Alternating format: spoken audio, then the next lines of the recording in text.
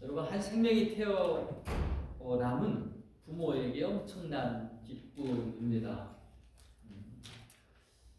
잘생긴 것도 귀여운 것도 한몫하겠지만 무엇보다 나를 닮은 존재가 있다라는 게 저는 참 기쁘더라고요. 눈에 넣어도 아프지 않을 만큼 그렇게 사랑스럽습니다. 이 생명은 자라가게 되어 있어요. 안 자랐으면 좋겠는데 부쩍부쩍 자라갑니다. 자녀들이 크는 걸 보면서 나는 늙었다라고 생각하지 않는데 그렇게 세월이 가는 것을 우리가 느끼게 됩니다. 영적 생명도 마찬가지입니다. 한 생명이 하나님 앞에 거듭나 하나님의 자녀가 되는 것, 우리 하나님이 하늘에서 기뻐할 잔치를 벌일 그런 일입니다. 마찬가지로 이 태어난 생명이 한 해 한 해 지나갈수록 성장해 가는 것, 우리 하나님께서 그것을 또한 기뻐하십니다. 어렸을 때 떡국 한 그릇 먹으면 한 살을 더 먹는다고 그래가지고 두세 그릇씩 먹었던 그 기억이 있어요. 아이들은 빨리 크고 싶은 거예요. 어른 닮아가고 싶은 거예요. 부모처럼 장성한 그런 어른의 모습을 갖고 싶어 하는 것이죠.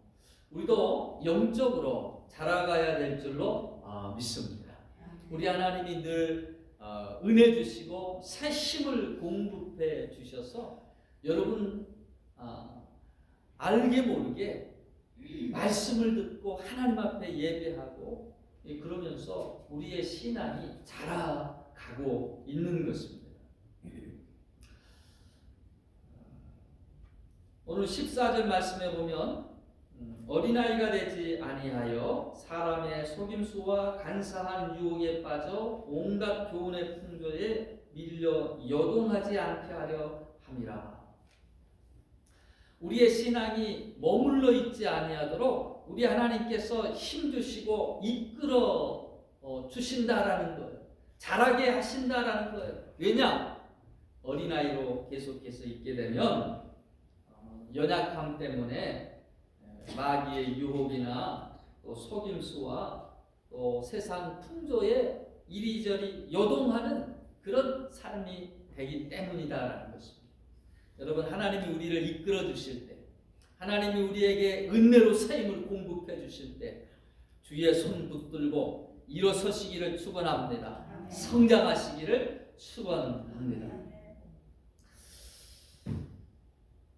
우리가 어디까지 자라가야 되느냐, 우리의 믿음의 분량을 오늘 말씀에서는 말해주고 있는데요. 그것은 우리의 목표가 바로 예수 그리스도시다라는 거예요. 15절에 범사에 그에게까지 자랄지라 그는 머리니 곧 그리스도시라라고 그러셨습니다.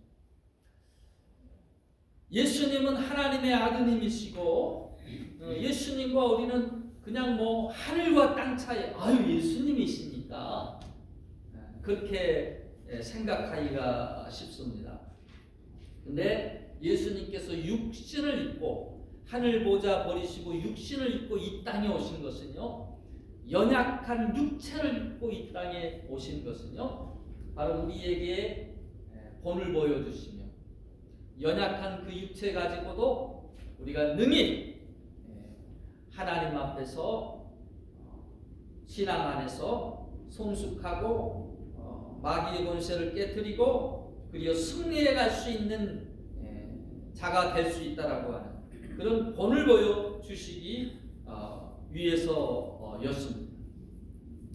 예수님이 하실 수 있는 것, 예수님이 하실 수 있는 것, 그러므로 우리도 할 수 있고 예수님이 본을 보여주신 그 길을 또한 우리도 따라갈 수 있다라는 것이죠. 그래서 여러분, 신앙의 척도는요, 내 신앙이 얼마나 성숙했나 그 표대, 잣대, 기준, 그게 무엇이겠어요? 예수님의 모습이에요. 예수님의 모습을 나는 얼마만큼 지금 따라가고 있는가? 나는 얼마나 작은 예수로서 주의 그 형상과 모습이 내 삶 가운데 열매를 맺고 있는가? 그것이 우리의 신앙의 척도이다라는 것입니다.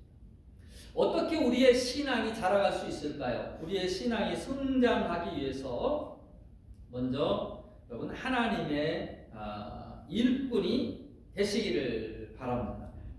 제가 모태 신앙이고 저희 부모님들이 또 평신도로서 그렇게 교회를 개척하시고 참 많은 어려움과 또 힘든 일들 속에서 사역들을 이렇게 감당해 나아가셨어요. 모태신앙이라 어렸을 때부터 교회에 다녔지만 이게 자칫 레귤러 헤빗이 되는 거죠.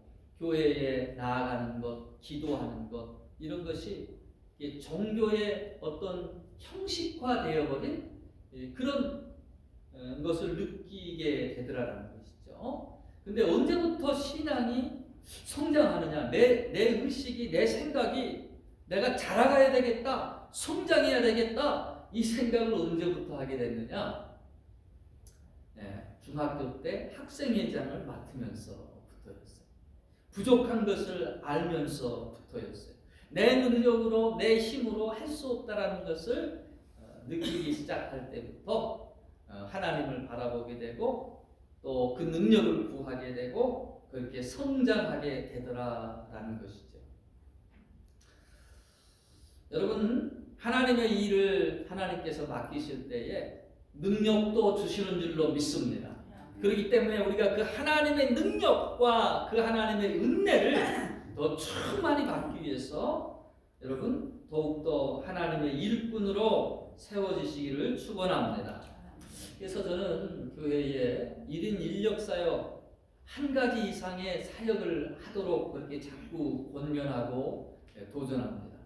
많이 교회가 대형화되면서 많은 사람들이 출석교인에 머물러 있을 때가 참 많아요.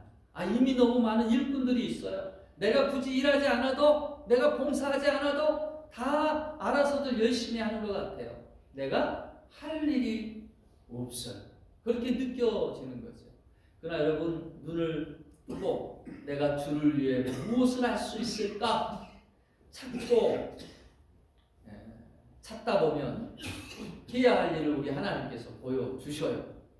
여러분, 일꾼으로 서시기를 바랍니다. 일하는 자가 되겠다라고 하는, 주님을 위해서 주의 은혜를 받고 일하는 자가 되겠다라고 하는 그 마음을 가지시기를 바랍니다. 교회 일을 저는 이게 짜증이 나고 자꾸 우리가 도리어 부담이 되고 그러면 안 하는 게 좋습니다. 교회 일은 어떤 때 가장 좋으냐? 내가 받은 은혜가 있는데 그 은혜에 감사하여 하나님 앞에 보답하는 그와 같은 마음으로 봉사할 때 내가 마음이 기쁘고 내 안에도 은혜가 있고 나를 바라보는 사람들도 나를 통해 은혜를 받게 되는 것입니다. 그것이 가장 지혜로운 방법 같아요. 은혜로 일할 때 기쁨이 있고 은혜로 일할 때 잡음이 없고 또 보는 이도 은혜가 되는 것입니다. 그러나 꼭 어떤 때는 하나님이 사명의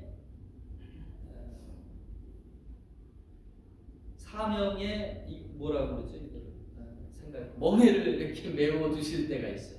사명의 내 눈에 보이는 거예요. 다른 사람들은 다 안 보이는데 내 눈에 보이는 거예요. 하나님이 해야 될 사명을 맡기실 때가 있어요. 여러분, 우리가 하나님의 일은 하나님이 우리에게 맡겨 주십니다. 어떤 때 집사 직분 받을 때도 그렇습니다. 교회에서 어떤 직분을 줄 때도 그렇습니다. 저는 그 마음을 전적으로 공감합니다. 왜? 내가 부족하다는 것을 알기 때문에 그런 거지. 아유, 잘 못해요. 아직 때가 안 됐어요. 예, 그런 분들을 만나게 됩니다. 저도 목사 안수 받을 때, 나 같은 사람이 어떻게 목사 안수를 받나?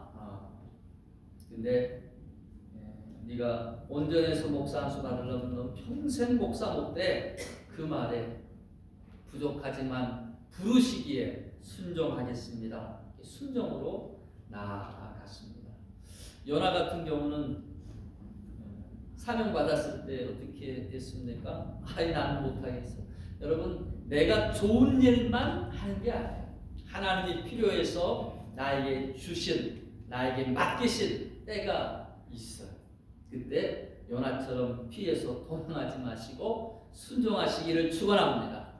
하나님 앞에 순종할 때, 하나님의 일을 할 때, 여러분 하나님께서 채워주시는 은혜와 축복이 있다라는 거예요.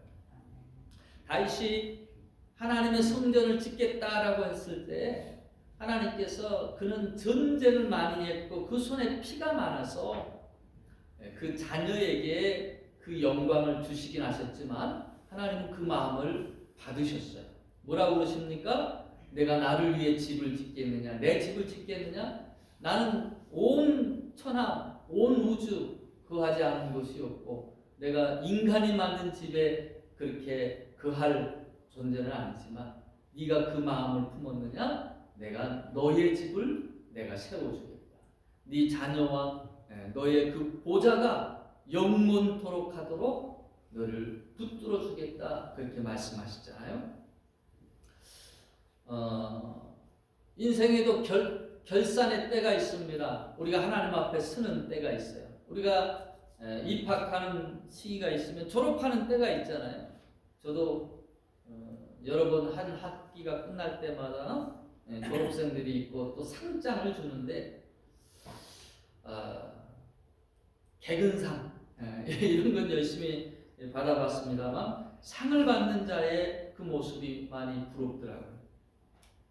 우리가 구원받는 것도 큰 축복이겠지만 여러분 하늘나라에 가서 하나님께서 우리가 한 것에 대한 풍성한 상들을 저와 여러분 누릴 수 있기를 축원합니다.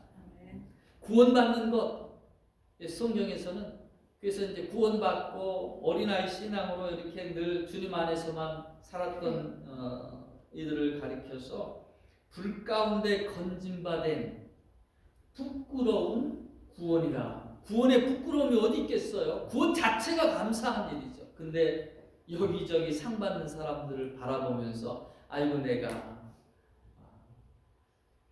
저 세상에 있을 때 더 주님을 위해서 봉사하고 수고할 것 이렇게 귀한 상으로 하나님이 갚으실 줄 알았으면 그때 후회하지 마시고 여러분 기회가 될 때 하나님이 나에게 일을 맡기셨을 때 주 앞에 충성하며 주의 일들을 감당하는 귀한 일꾼들 다 되시기를 축원합니다.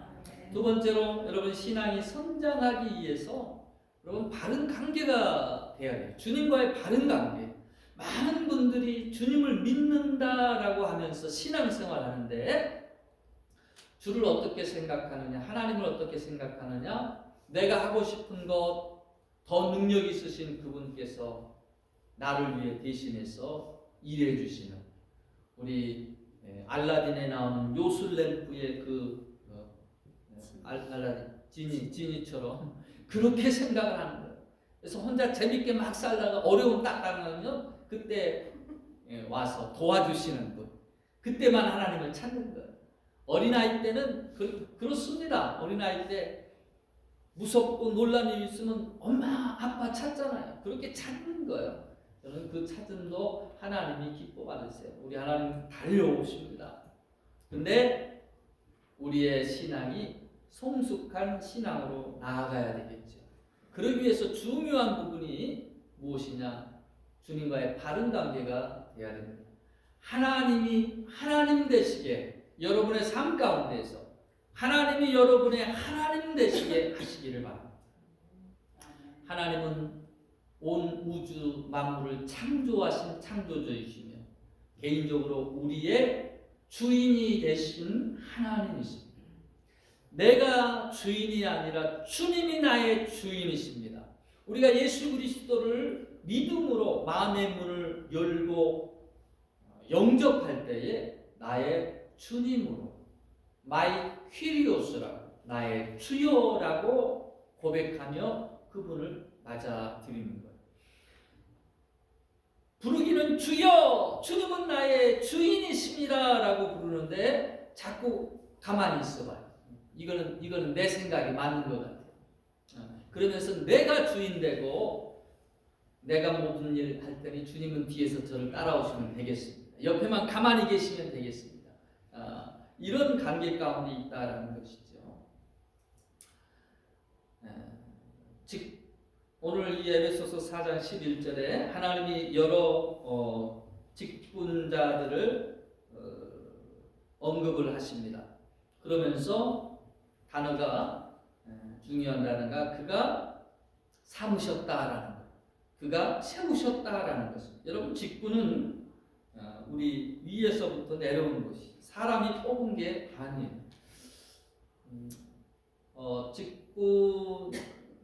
직분의 시작이 보면은 구약에서는 이스라엘이 출애굽하고 모세가 모든 사람들의 일을 하나하나 다 처리하면서 밤을 잘 시간이 없을 정도로 늘 그 앞에만 줄 서 있는 거예요.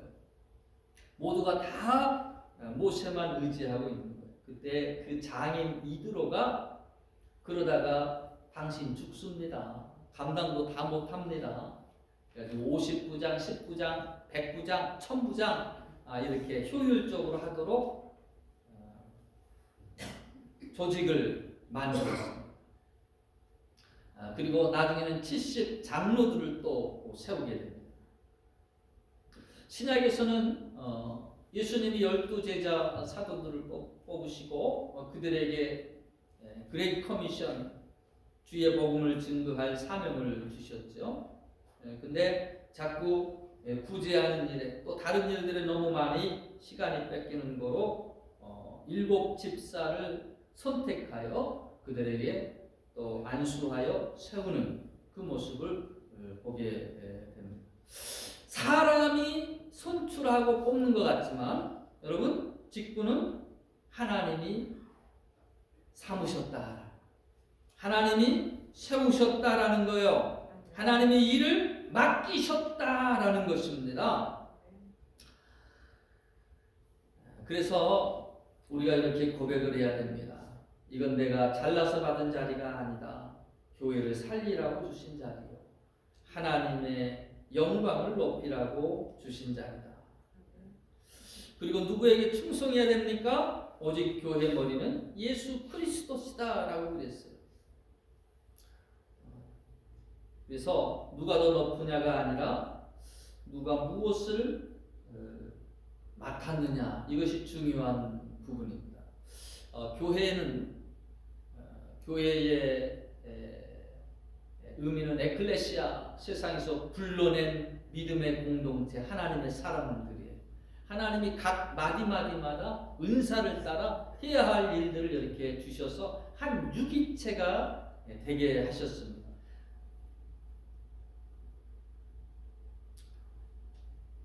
그래서 우리는 그 주님의 뜻을 따라서 일하는 자가 되어야 됩니다. 자꾸 내 뜻을 죽이고 주님의 뜻을 물어보세요. 내가 자꾸 나서면 문제가 되지만 모두가 함께 주님을 앞세우고 주님의 뜻을 쫓을 때에 은혜가 되고 하나가 되어지게 되는 것이죠.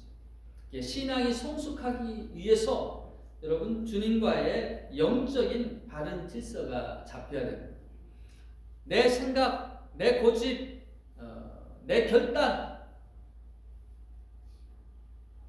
그것보다도 더 하나님의 뜻 그것을 자꾸 묻는 자가 되어야 된다. 그리고 내 뜻과 내 생각과 부딪힐 때에 내 것을 내려놓고 하나님의 것으로 순종하려고 하는 그 자세가 여러분 우리의 신앙을 더욱더 성숙시킨다라는 것이에요. 마지막 세 번째로 여러분 신앙이 성장하기 위해서 이 연합 속에서 우리의 신앙의 성장이 완성된다라고 하는 것을 오늘 말씀 가운데 배우게 됩니다. 하나님은 직분으로 사람을 만드신다라는 거예요. 하나님은 편한 환경으로 사람을 만들지 않으십니다. 책임으로 만드십니다. 사람을 통해서 인내를 가르치시고 갈등을 통해서 내 고집과 자아를 깨뜨리시고 또 직분을 통해서 신앙의 깊이를 만드십니다. 어떤 때 그런 거로 직분을 맡았을 때 일꾼으로 일하고자 할 때 나 혼자 그냥 신앙생활하면 얼마나 편한지 몰라요. 근데 다른 사람과 함께 하면서 생각을 나누면서 같이 손발 맞춰서 일하려니까 그게 힘들고 어려움이 있어요. 근데 우리가 기억해야 될 것은 여러분 하나님께서는 그 연합의 과정을 통해서 철을 날카롭게 하듯이 우리를 다듬어 가시고 우리를 조성해 가신다라고 하는 거예요. 이 사실을 알아야 돼요. 그래서 신앙생활 어떤 사람은 불교 같은 곳은 혼자 돛 닦으러 산에 들어가서 묵상하고 그렇게 하지만 하나님께서는 공동체를 부르셨어요. 공동체. 그래서 때때로 서로 의견이 맞지 않고 잘못하면 충돌음이 나고 그렇습니다. 그러나 하나님은 혼자가 아니라 자꾸 연합하게 하세요. 부부도 혼자가 아니라 같이 살게 하세요. 예수님이 제자들을 위해서 기도하시면서 가장 강조하셔서 기도하셨던 게 아버지와 내가 하나이듯이 저들도 하나 되게 하옵소서. 그 기도를 하신 거예요. 하나 되는 것, 그것이 사실 쉬운 것이 아니에요. 그렇기 때문에 주님이 기도하시는 것입니다. 우리는 하나 되기 위해서 힘써야 된다라는 것입니다.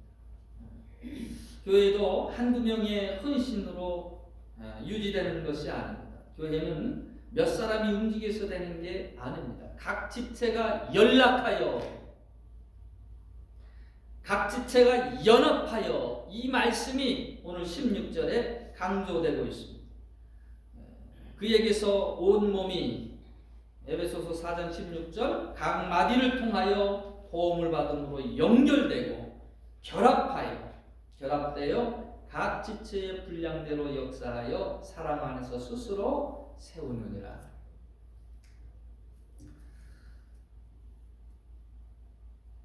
여러분 이 하나됨은 지혜를 모으고요 또 힘을 모으는 과정입니다.